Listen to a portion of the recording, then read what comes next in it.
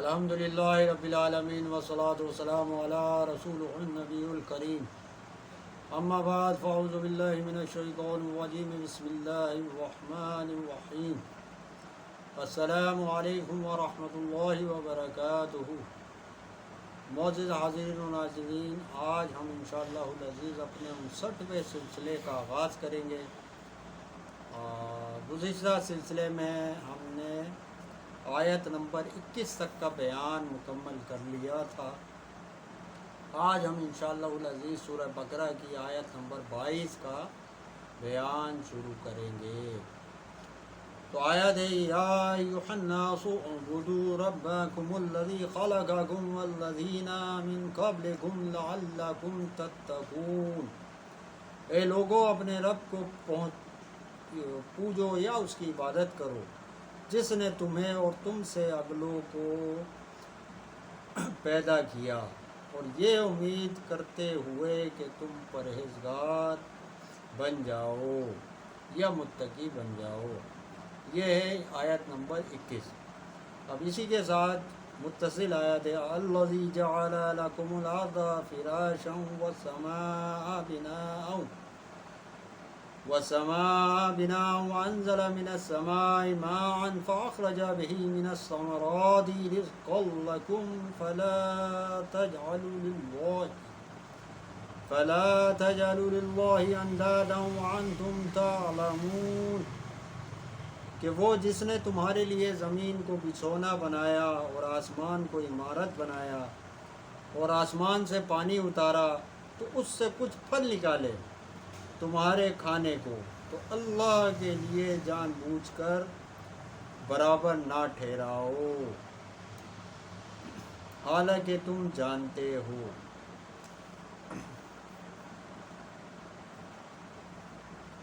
اب یہ جو آیت نمبر 21 اور 22 کا ہم نے یہاں بیان کیا، یہ بیان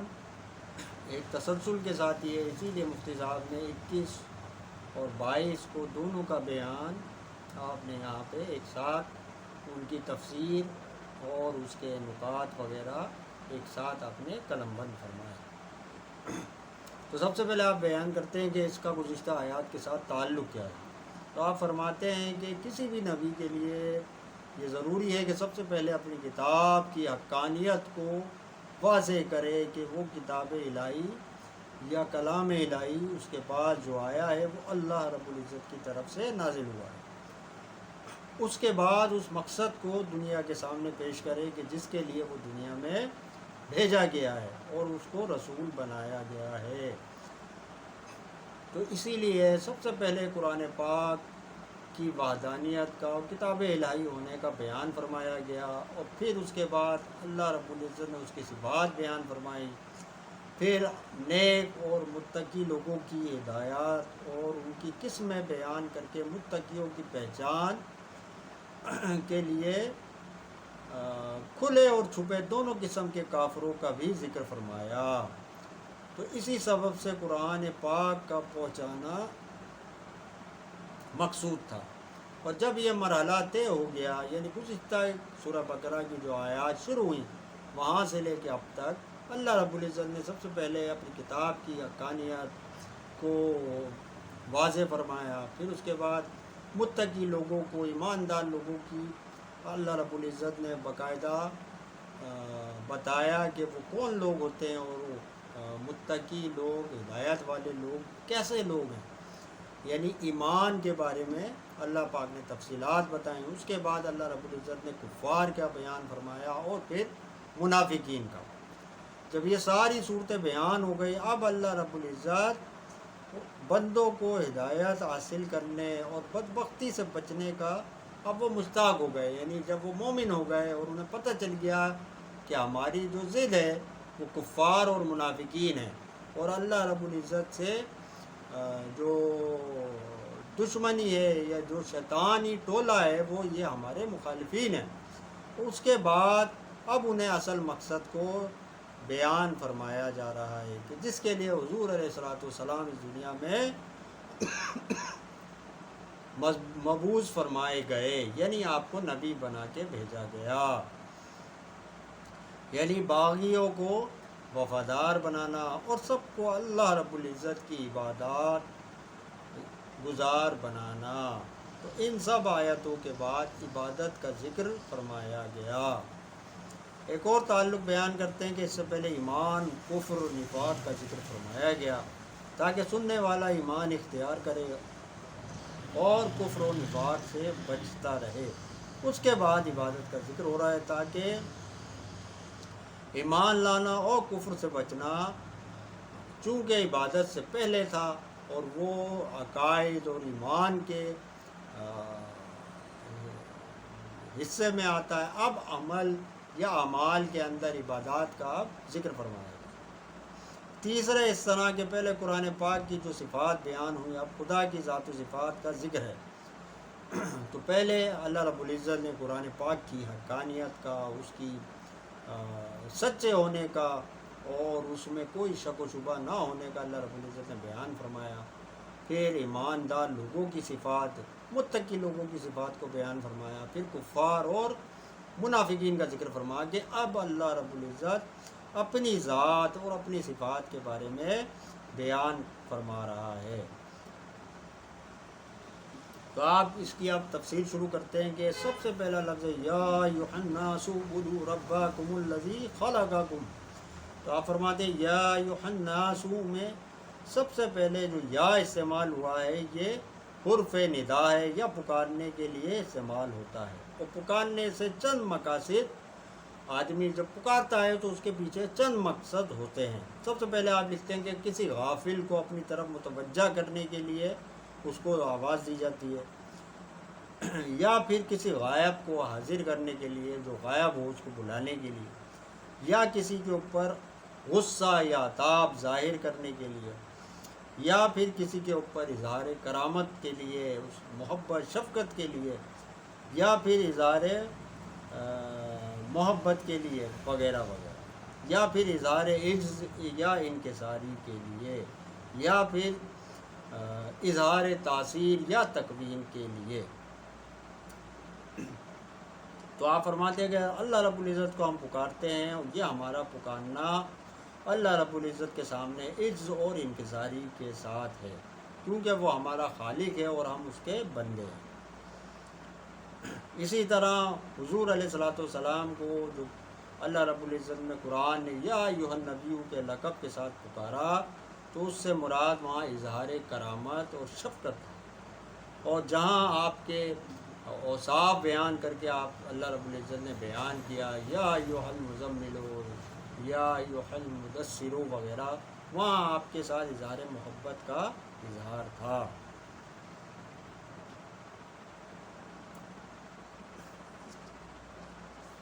اور جو ہم لوگوں کو اللہ رب العزت پکارتا ہے یا ایھا الناس یا ایھا الذین آمنوا، تو یا ایھا الناس اللہ تعالیٰ غافل کو، غفلت والے لوگوں کو اپنی طرف متوجہ کرنے کے لیے اس لقب سے پکارتا ہے۔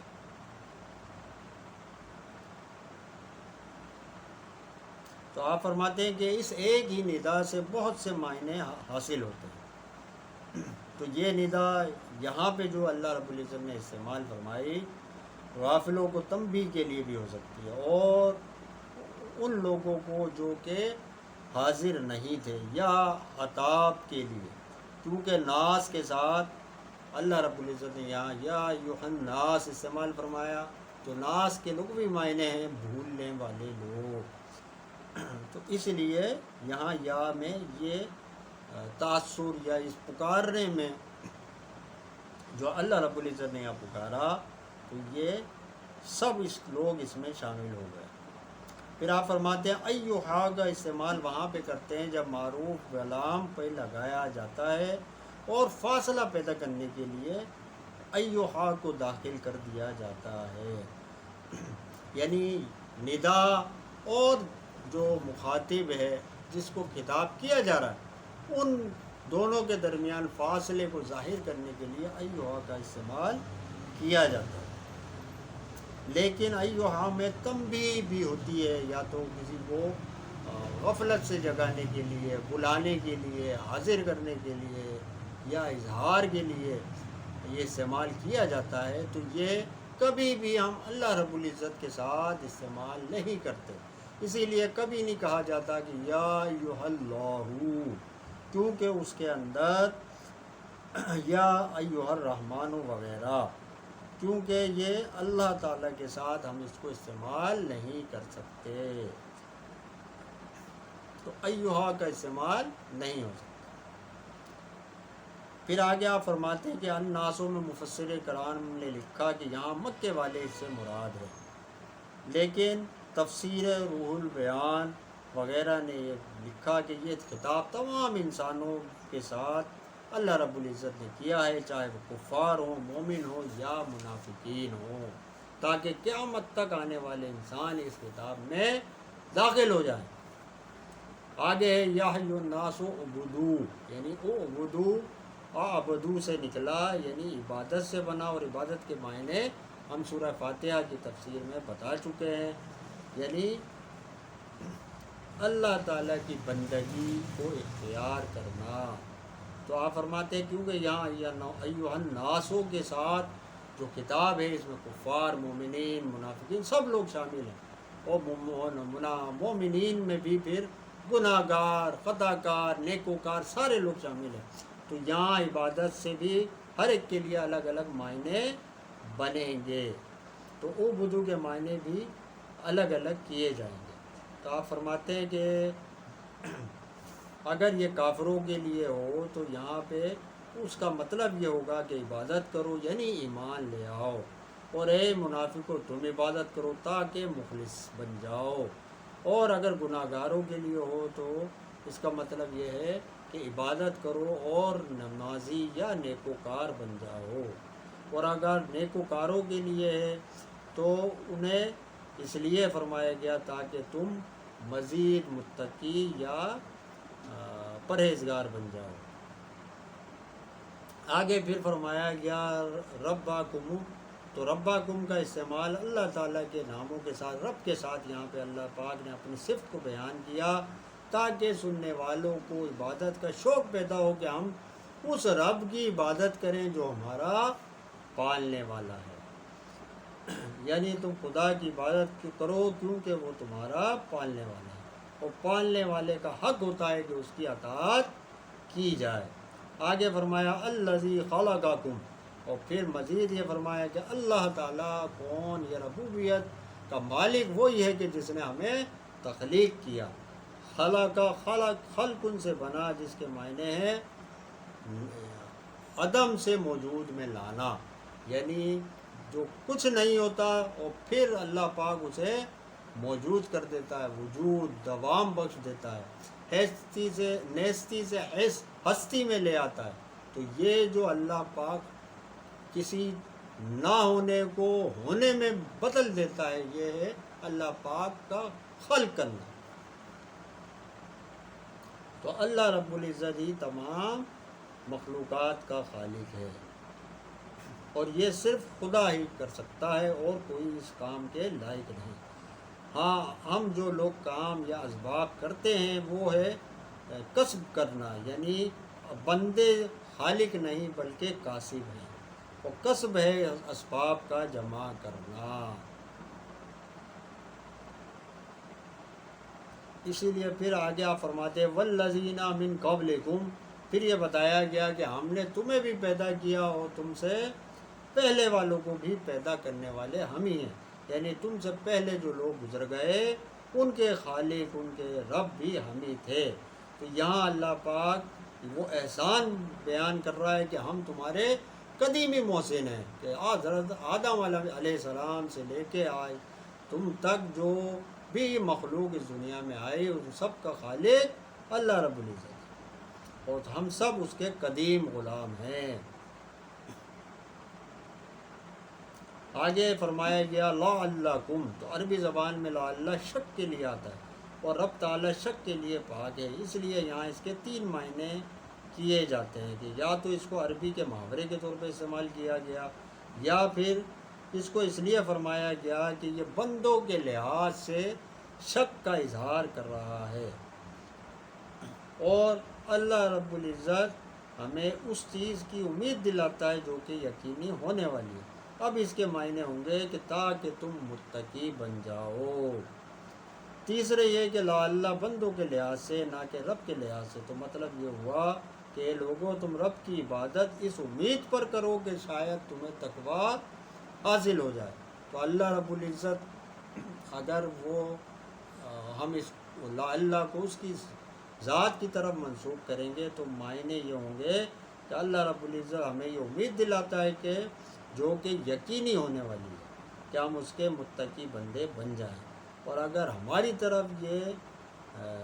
موصوف ہوتا ہے تو اس کے معنی یہ ہوں گے کہ بندو تم رب کی عبادت اس لیے کرو کہ تاکہ تمہیں تقویٰ یا پرہیزگاری حاصل ہو جائے، اور دنیاوی لالچ یا دکھاوے کے لیے اللہ رب العزت کی عبادت کو اختیار نہ کرو، اور نہ خدا سے نا امید ہو کر نہ اس سے بے خوف ہو کر، کیونکہ مرنے سے پہلے اپنی کامیابی کا یقین کسی کو نہیں۔ بڑے بڑے پرہیزگار مرتے وقت بے ایمان ہو گئے۔ تو عبادت کرتے جاؤ اور رب سے ڈرتے جاؤ۔ آگے فرمایا تتقون، یہ لفظ تقویٰ سے بنا، اور یہاں تقویٰ کے 3 معنی ہیں، یعنی عذاب الہی سے ڈرنا، اپنے آپ کو پرہیزگار بنانا، یا اپنے دل میں پرہیزگاری کا نور پیدا کرنا۔ یعنی تم اللہ تعالیٰ کی عبادت کرو اس طرح کہ تم اس کے عذاب سے بچ جاؤ، یا تم نیک پرہیزگار بن جاؤ، یا پھر تمہارے دل میں اللہ رب العزت کی معرفت پیدا ہو جائے، اس کا نور جلوہ گر ہو جائے۔ تو عبادت تقویٰ کی ابتدا ہے، اور تقویٰ اصل مقصود عبادت ہے، یعنی راستہ ہے کہ وہ پرہیزگاری منزل مطلوب۔ تو اس راستے کو طے کیے جاؤ شاید کہ تم منزل پہ پہنچ جاؤ۔ تو ہمیں منزل پہ پہنچانا عبادت کے ہی ذریعے ممکن ہے، اور جو مدد ہمیں حاصل ہوگی، جو منزل ہے ہماری، وہ ہے تقویٰ، اور اس کو حاصل کرنے کے لیے ہمیں مدد حاصل کرنی ہے عبادتوں سے۔ آگے فرمایا گیا الذین جعل، پھر اللہ تعالیٰ اپنی پہچان مزید کراتا ہے کہ اللہ وہ ہے کہ جس نے تم کو پیدا کیا، مگر اب وہ مزید یہ واضح کر رہا ہے کہ انسانوں تمہیں شاید اپنا پیدا ہونا تم بھول گئے ہو، تمہیں یاد نہیں کہ تم کیسے پیدا ہوئے، لیکن اب مزید یاد کرا رہا ہے کہ الذین جعل کے ساتھ کہ میں نے ہی خلق کیا ہے تمہارے لیے زمین کا بچھونا اور فرش کو چھت بنا دیا۔ تو اللہ پاک نے ارشاد فرمایا لکم الارض، یعنی اللہ پاک نے زمین کو ہمارے لیے بستر بنا دیا۔ تو آپ فرماتے ہیں کہ دنیا کا سارا انتظام اللہ رب العزت نے انسانوں کے لیے ہی بنایا۔ اس آیت سے یہ ہمیں فائدہ ہوتا ہے حاصل، ہمیں معلوم ہوتا ہے کہ یہ نظام یا یہ دنیا یہ کائنات اللہ رب العزت نے انسانوں کے لیے ہی تخلیق فرمائی، اور جو جانور یا دوسری مخلوقات پیدا کی گئی وہ ہماری ہی تابع کر کے پیدا کیا گیا۔ اسی لیے اللہ رب العزت نے حضرت آدم علیہ السلام کو تمام مخلوقات سے سجدہ کرا کے آپ کو مسجود بنا دیا۔ اور حضرت آدم کو اصل مقصود فرمایا جا رہا ہے کہ تم پہ اتنا بڑا کرم ہے کہ تمہارے لیے ساری چیزیں بنائیں، اور تم پھر ہر چیز میں خدا کی عبادت کرو اور خدا کے ساتھ شرک کو اختیار نہ کرو۔ عرض کے معنی ہے کھا جانا یا نگل جانا یا کچل دینا، کیونکہ زمین ہر چیز کو کھا جاتی ہے یا گلا ڈالتی ہے یا اس کو کچل ڈالتی ہے، اس لیے اسے عرض کہا جاتا ہے۔ فراشن اس کے معنی ہیں بستر۔ تو بستر بنانے کا مطلب یہ ہے کہ اس کی اصل جگہ سمندر کے نیچے تھی، یعنی اس سے پہلے یہاں پہ پانی تھا، اس کے نیچے زمین تھی۔ تو اللہ رب العزت نے انسانوں کی خاطر کچھ حصہ پانی کے اوپر کر دیا کہ جس کے اندر زمین یا مٹی ہمارے لیے اللہ پاک نے سمندر پہ بچھا دی۔ پھر زمین گول بھی ہے، لیکن ہم اس گولائی سے نہ تو گرتے ہیں نہ لڑکتے ہیں، اور نہ ایسا پھسلن ہے کہ ہم پھسلتے رہیں۔ تو یہ ایک طرح سے بستر کا کام دیتی ہے، اسی لیے اسے ارض اور فراشوں کے ساتھ بیان کیا گیا۔ اور تیسری وجہ یہ کہ اس کو اللہ رب العزت نے ایسا بنایا کہ نہ تو سخت پتھر کی طرح چٹان کی طرح ہے، نہ لوہے کی طرح ہے، نہ انتہائی نرم. اسے اللہ پاک نے ہمارے لیے درمیانی حالت میں رکھا کہ ہمارے لیے چلنا پھرنا، مکان بنانا، کھیت اگانا، یہ سارے کام ہمارے لیے آسان ہو جائے. پھر آگے فرمایا والسماء بناء، یعنی اللہ پاک نے آسمان کو ہمارے لیے چھت بنا دیا. سما کے معنی مفتی صاحب کہتے ہیں کہ ہم پہلے بیان کر چکے ہیں. بنا سے مراد یا تو چھت ہے یا عمارت یا قبہ. یہ قبہ مطلب جیسے خیمہ، یا جس کو ہم آج اگر ہم دیکھیں تو وہ تمبو جیسے ہوتا ہے، اسی طرح اللہ رب العزت نے اسے بنا فرمایا. یعنی اس نے ہماری خاطر زمین کے اوپر ایک ایسی چھت بنائی کہ جس میں رنگ برنگی اللہ پاک نے ستارے ڈال دیے، چاند سورج کو رکھ دیا، اور ان سے ہم ایک خوشنمائی ہمارے آگے بیان ہوتا ہے. وَأَنزَلَ مِنَ السَّمَاءِ مَاءً، اور پھر یہ بتایا جا رہا ہے کہ تمہاری آسمان سے، جیسے تمہارے مکان کی چھتیں ہوتی ہیں تمہارے لیے سایہ دینے کے لیے اور بارش سے بچنے کا کام دیتی ہے، لیکن آسمان ایک ایسی انوکھی چھت ہے کہ جس سے تمہارا رزق تم پر نازل ہوتا ہے. فَخْرَجَ بِهِ، یہ بھی بتایا گیا کہ پھلوں کو پیدا کرنے والے ہم ہی ہیں. یعنی بارش تو صرف اس کا اظہار ہے یا سبب ہے، لیکن مقصد یہ ہے کہ تم اپنی حقیقت کو معلوم کر لو کہ اس کے ذریعے ہم تمہیں کیسے نئے نئے انمول پھل پھول اناج عطا فرما دیتے ہیں. آگے من الثمرات بیان کیا گیا. یہاں پہ من یا تو بیانیہ ہے، تو معنی یہ ہوں گے کہ نکالا اس بارش کے ذریعے پھلوں کو، یا یہ تبعیضہ ہے یعنی بعض کے لیے استعمال ہوا، یعنی بعض پھلوں کو پیدا فرمایا یا بعض اناج کو پیدا فرمایا. تو بعض فرمانے کی تین وجہ ہے کہ ایک تو یہ کہ ہر پھل بارش میں پیدا نہیں ہوتا، کچھ ایسے پھل اللہ رب العزت نے پیدا فرمائے کہ جو کہ بارش کے بغیر ہی پیدا ہوتے ہیں، یا پھر کچھ ایسے پھل ہیں جو ہر علاقے کے لحاظ سے ان کی پیدائش ہے. کچھ کشمیر میں پہاڑوں پہ میدانی علاقوں میں پیدا ہوتے ہیں، کچھ دریائی یا جو زمینی علاقے ہوتے ہیں وہاں پہ وہ پیدا ہوتے ہیں. تو اللہ رب العزت نے یہاں پہ اس لیے بعض کا استعمال فرمایا. یا تیسری وجہ یہ ہے کہ اس میں سے کچھ پھل اللہ رب العزت نے ہمارے لیے، اور کچھ پھل ہمارے ساتھ جو دوسری مخلوقات ہیں ان کے لیے پیدا فرمائے. جیسے ہمارے جانور ہیں، ہمارے اور دوسری مخلوقات جو ہمارے ساتھ اس دنیا پہ رہتی ہے، اللہ پاک نے ان تمام مخلوقات کے لیے بھی اناج پیدا فرما دیا. تو اصل مقصد تو رزق ہمیں ہی پہنچانا تھا، لیکن ہمارے وسیلے اور طفیل سے ان لوگوں کو بھی اللہ رب العزت نے رزق کا سامان مہیا کر دیا. تو اس کی مثال آپ ایسے دیتے ہیں کہ جیسے بادشاہ جب کوئی دعوت کرتا ہے اپنے حکومہ کی، گورنروں کی، وزراء کی، تو ان کے ساتھ ان کے نوکروں کی، ان کے چوکیداروں کی، ان کے سپاہیوں کی بھی دعوت کی جاتی ہے. تو اصل دعوت تو ان عمراء، وزراء اور حکماء وغیرہ کی ہوتی ہے، لیکن ساتھ میں ان لوگوں کی بھی دعوت ہو ہی جاتی ہے. تو اسی طرح اصل دعوت یا انتظام تو ہمارے لیے، انسانوں کے لیے، لیکن ہماری وجہ سے دوسری مخلوقات کو بھی اللہ رب العزت رزق پہنچا دیتا ہے. آگے فرمایا جا رہا ہے فَلَا تَجْعَلُوا لِلَّهِ أَنْدَادًا، اور یہ اس پوری آیت کا لب لباب یا مقصد ہے. یعنی اب تم اللہ تعالیٰ کی نافرمانی نہ کرو، یعنی اللہ رب العزت کے ساتھ بغاوت نہ کرو اور کسی کو اس کا ہمسر نہ بناؤ. انداد ند کی جمع ہے جس کے معنی ہیں مثل، یعنی فَلَا تَجْعَلُوا أَنْدَادًا، اللہ جیسا کسی کو نہ مانو. تو اللہ رب العزت یہ چاہتا ہے کہ ہم اس کی حقانیت کا، وحدانیت کا اقرار کریں اور اسی پہ ایمان رکھیں. ہم اس کے ساتھ کسی کو شریک نہ ٹھہرائیں، اور کسی لحاظ سے، چاہے وہ ذاتی ہو، صفاتی ہو، یا اس کی الوہیت میں کسی طرح بھی اللہ کے ساتھ کسی کو شامل نہ کریں. ان سب لوگوں کی تردید فرما دی گئی اور فرما دیا گیا کہ کسی بھی طرح رب کا ہمسر کسی کو نہ بناؤ، جیسے کہ دوسرے مشرکین یا کفار وغیرہ کے عقائد ہوتے ہیں۔ آخر میں فرمایا جا رہا ہے وَأَنْتُمْ تَعْلَمُونَ، اس میں یہ واضح کیا جا رہا ہے کہ عقلاً و نقلاً ہر طرح تم جان چکے کہ اللہ رب العزت ایک ہی ہے، وہی ہمارا خالق مالک رازق ہے۔ اب اگر تم شرک کرو گے تو تمہارا کوئی عذر قابل قبول نہیں ہوگا۔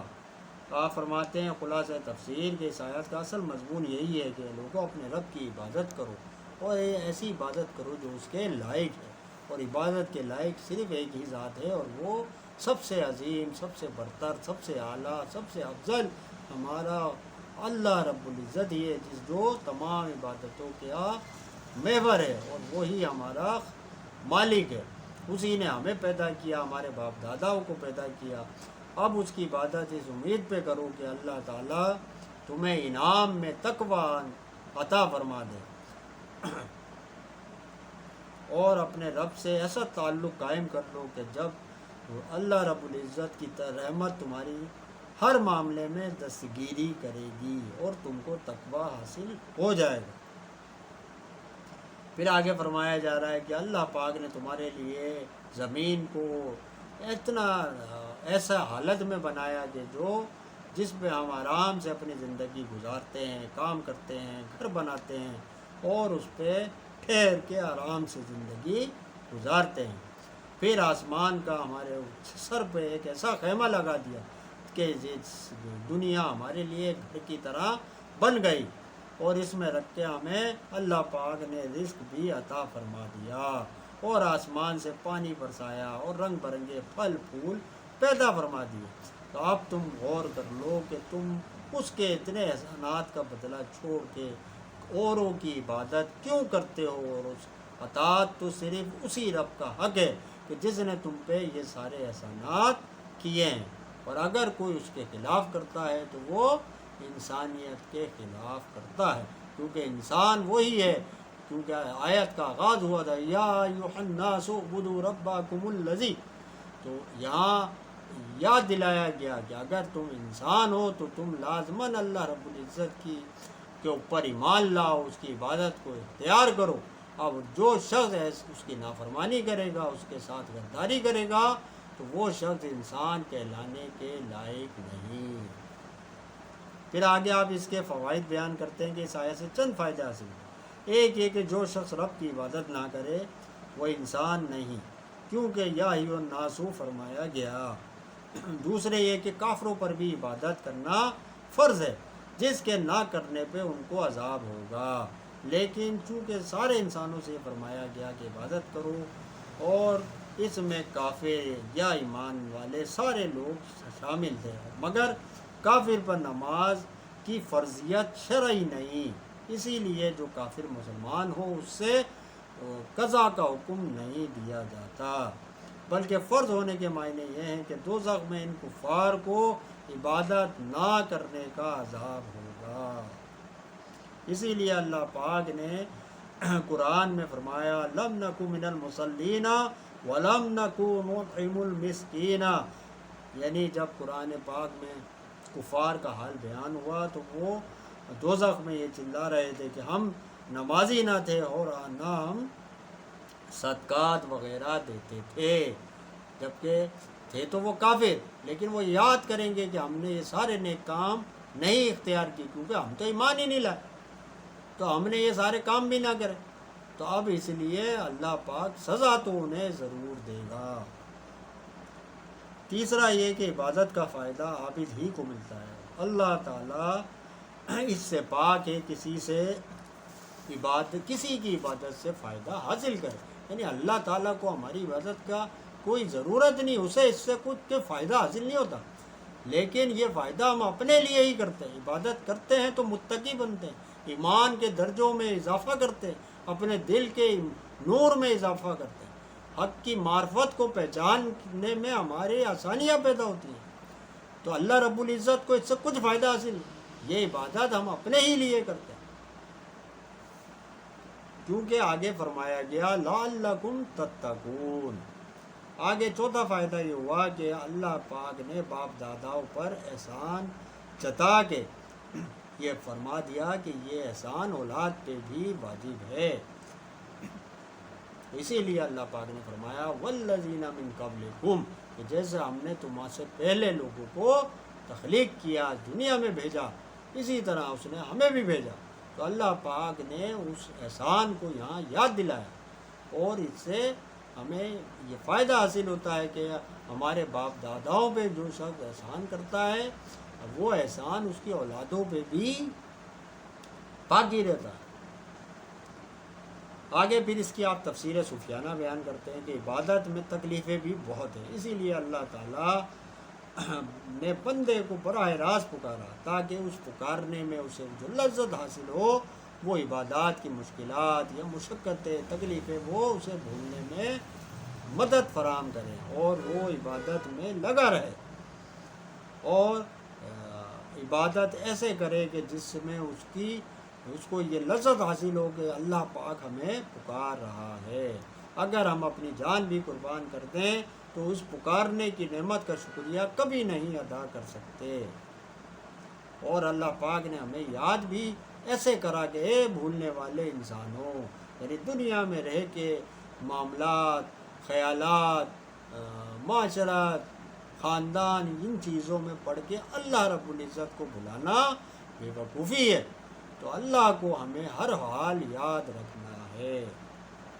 یعنی اللہ ہمیں کبھی نہیں بھولتا، ہم اسے بھول جاتے ہیں.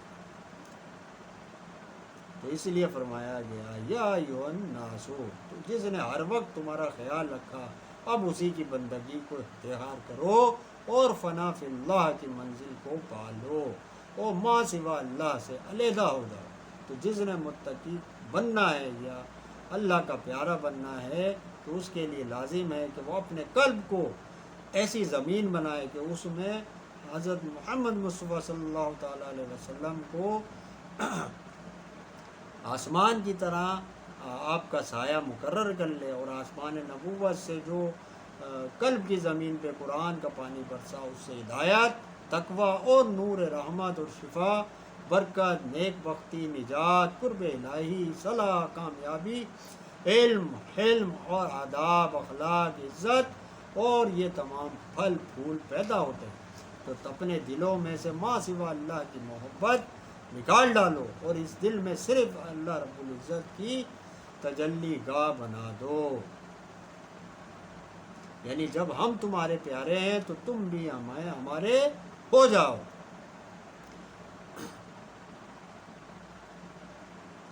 جس طرح آسمان تمام زمین کو گھیرے ہے، اسی طرح حضور علیہ الصلوۃ والسلام کی نبوت، رحمت تمام عالموں کو گھیرے ہوئے ہے.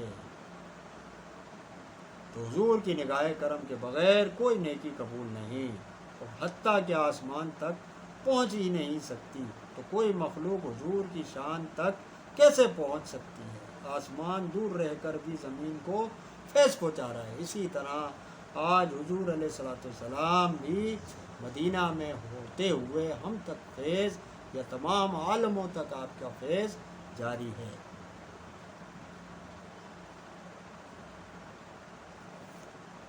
آخر میں پھر آپ اعتراضات بیان کرتے ہیں. سب پہلا اعتراض بیان کرتے ہیں کہ اس آیت سے معلوم ہوا کہ خالق کے سوا دوسرے سے مدد لینا یا مصیبت کے وقت پکارنا شرک ہے، اور اسی لیے یہاں اس کی تردید کی جا رہی ہے، کیونکہ مشرکین عرب یہی سمجھتے تھے کہ دنیا کا انتظام ہمارے معبود کے ساتھ ساتھ دوسرے لوگ بھی چلا رہے ہیں، اور وہ ان سے مرادیں منتیں مانگتے تھے. تو اس زمانے کے مسلمان بھی یہی سمجھتے ہیں اور نبی اور ولیوں سے اپنے لیے معاملات یا مرادیں مانگنے پہنچ جاتے ہیں، اور یہ سب مشرک ہیں.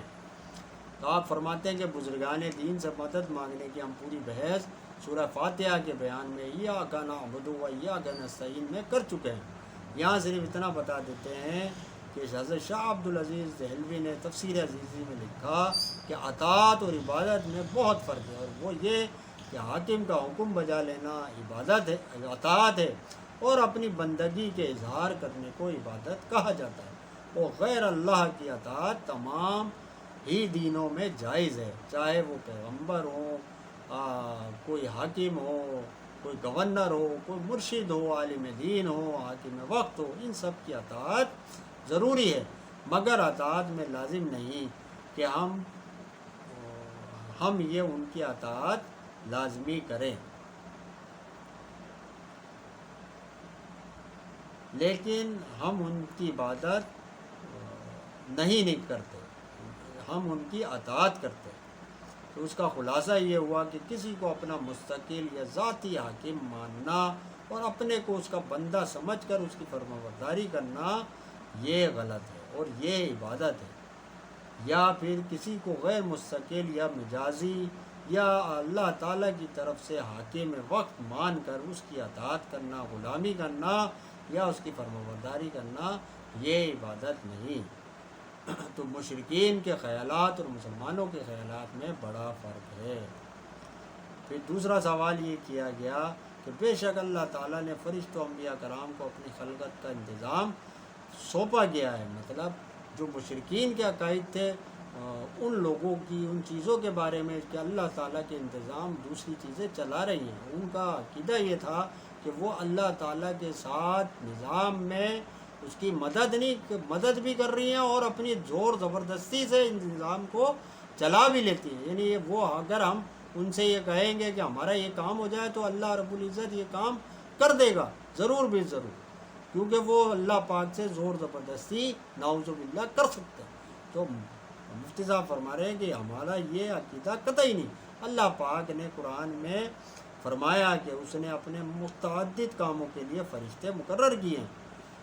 اب اس میں مشرکین اور مسلمانوں کے عقائد میں فرق یہ ہے کہ مشرکین سمجھتے تھے کہ اللہ تعالیٰ اپنے کام خود نہیں کر سکتا، وہ مجبور ہے، اور کچھ لوگ اس کے یا کچھ بت وغیرہ اس نے اپنی مدد کے لیے مقرر کر لیے اور وہ اس کی خدائی میں دخل دے سکتے ہیں، جبکہ مسلمانوں کا یہ عقیدہ ہرگز نہیں، وہ سمجھتے ہیں کہ اللہ تعالیٰ تمام بندوں کا خالق ہے اور وہی تمام لوگوں کی حاجتیں پورے کرنے والا ہے اور کوئی اس کی خدائی میں دخل نہیں دے سکتا۔ حق تعالیٰ نے اب محض اپنے کرم سے ان لوگوں کو یہ مرتبہ عطا فرما دیا، اگر فرشتوں کو کسی کام پہ لگایا یا کسی اور شخصیت کو کسی کام پہ لگایا تو یہ اللہ پاک نے ان کو یہ فیض یا مرتبہ عطا کر دیا۔ اللہ پاک کو ضرورت نہیں ہے ان لوگوں کی، ان لوگوں کو اللہ کی ضرورت، تو اللہ پاک نے ان کے مقام کو دکھانے کے لیے صرف یہ ان کو فرائض یا معاملات سونپ دیے۔ دوسرا اعتراض، اس آیت سے معلوم ہوا کہ تقوی عبادت کا نتیجہ ہے، حالانکہ عبادت خود تقوی ہے۔ تو آپ نے فرمایا کہ اس کا جواب تفسیر میں دے چکے کہ تقوی قلب کی ایک صفت ہے اور اکثر عبادت ظاہری بدن سے ہوتی ہے، کیونکہ ظاہری جسم کا اثر دل پہ پڑتا ہے، اس لیے ظاہری عبادت سے دل پرہیزگار بن جاتا ہے۔ یعنی تقوی وہ کیفیت ہے جو ہمارے اندر کی ایک کیفیت ہے جو ہمیں سکون قلب عطا کرتی ہے، اللہ پاک سے ہمارا رابطہ کتنا مضبوط ہے یا کتنا کمزور ہے یہ کیفیت ہمیں بتاتی ہے۔ تو اس لیے عبادات سے ہم نے اس کو مضبوط کرنا ہے، اس کے درجے میں اضافہ کرنا ہے، اس کیفیت کو بڑھانا ہے، تو یہ اس کے عبادت کا مقصد ہے۔ عبادت تقوی حاصل کرنا نہیں ہے، بلکہ عبادت تقوی خود ایک عبادت نہیں ہے، بلکہ عبادت کا مقصد یہ ہے کہ ہم تقوی کو حاصل کریں۔ اسی لیے اللہ پاک نے قرآن میں فرمایا ان الصلاۃ تنہا عن الفحشاء والمنکر، یعنی نماز کو اختیار کریں گے اور برائیوں سے بچ جائیں گے تو پھر ہمیں تقوی حاصل ہوگا۔